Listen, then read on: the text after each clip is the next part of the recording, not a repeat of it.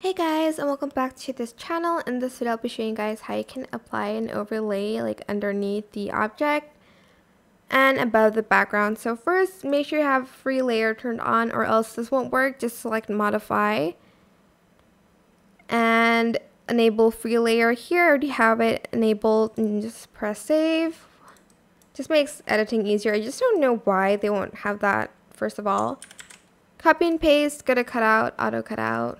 Go to library and select any overlay that you want, and you're just going to add it here. Then to show the background, if you don't want it like this, just go to basic, go to blend mode and select overlay, and that's it.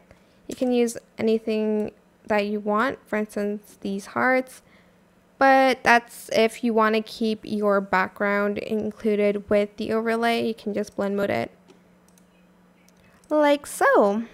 I hope this tutorial was helpful for you guys.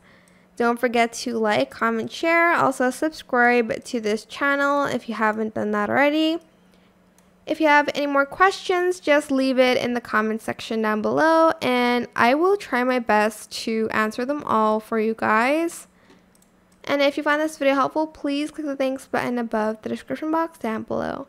Thank you so much for watching. Bye!